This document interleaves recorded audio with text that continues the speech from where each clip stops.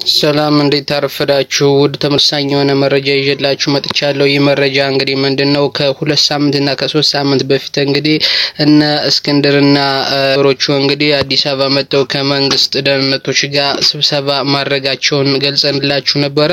በዛም ስብሰባ እንግዲህ የተነጋገሩትንና የወሰዱትን ተልእኮ አሳውቀናቸዋል። ስለዚህ ያን በመከተል እንግዲህ ሰሞኑን በተመለከተ እንግዲህ ሰሞኑን ጀነራል ተፈራ ከህወሓት ጋር ሆነ ከኤርትራ ጋር ለመስራት ዝግጁ ነን ማለታቸውን ተከትሎ እንግዲህ የአማራ ሸዋ ጠቅላይ ግዛት እዝ ፖለቲካ ዘርፍ ኃላፊ አዶናይ አበበ እንግዲህ በሁለቱ ያለውን ነው የአማራ ፋኖ ሸዋ ጠቅላይ ግዛት እዝ ፖለቲካ ዘርፍ ኃላፊ አዶናይ አበበ እንግዲህ ስለ ትኩረት ሊሰጠው ይገባል ብሎ እንግዲህ ስም የማጥፋት ዘመቻ እንግዲህ በጀነራል ተፈራ ላይ ከፍቷል።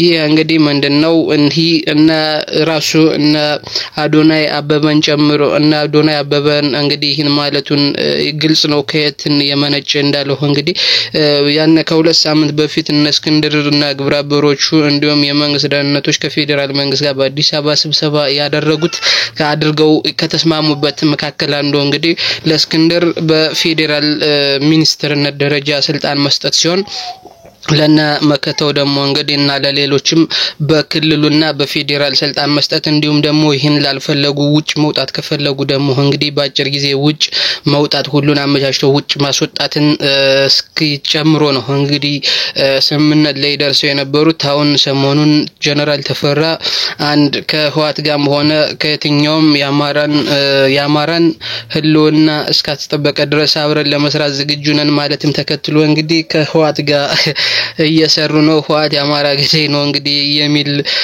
ዘመቻ መሰል ያለው ሰላማዊ ሰልፍ እንግዲህ በመንግስት የጸጥታ ኃይል ታጅበው አድርገዋል እና መከተውና እነ እስክንድር እንግዲህ ይህን ተከትሎ እንግዲህ ትላንትና ጀነራል ተፈራን ለመግደል እንግዲህ ለማስወገድ ጀነራል ተፈራን ለማስወገድ ከነ እስክንድርና ከፌደራል መንግስት የተዋቀረ ቡድን ወደ እነ ደስዬ ማለት ነው እነ ጀነራል ተፈራ ወዳልቅሷል።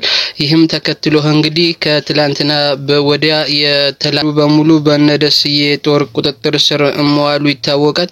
ይህም ተከትሎ እንግዲህ የጀነራል ተፈራ ላይ እስካልገደሉ ድረስ እነዚህም ደግሞ ለስልጣን እስከ ሚኒስትርነት ደረጃ ስልጣን የተገባላቸው ውጭ እንደሚያስወጣቸው ቃል የተገባላቸውና የክልሉን ስልጣን እንደሚሰጧቸው ቃል የተገባላቸው እንግዲህ እነ ጀነራል ተፈራ እነ ደስዬ እነ ምሬ እነ ዘመነን እና አርበኛ ሀብቴን ከገደሉና ካስወገዱ እንዲሁም ደግሞ በመንግስት እንዲያዙ ካደረጉ መሆኑ ይታወቃል። ይህንም እንግዲህ ተከትሎ ለስልጣን ብለው ወንድሞቻቸውን በጠላት እጅ እንዲያዙ እንግዲህ ግብረአበሮቻቸውን አሰማርተዋል ከመንግስት ደህንነት ጋር በመቀላቀል ማለት ነው። ይህ እንግዲህ ሰሞኑን ትኩረት ሊሰጠው ይገባል። እስክንድር በጣም ጋጥ ከልክ ያለፈ የአማራ ጥላቸውን እያሳየ ይገኛል ማለት ነው።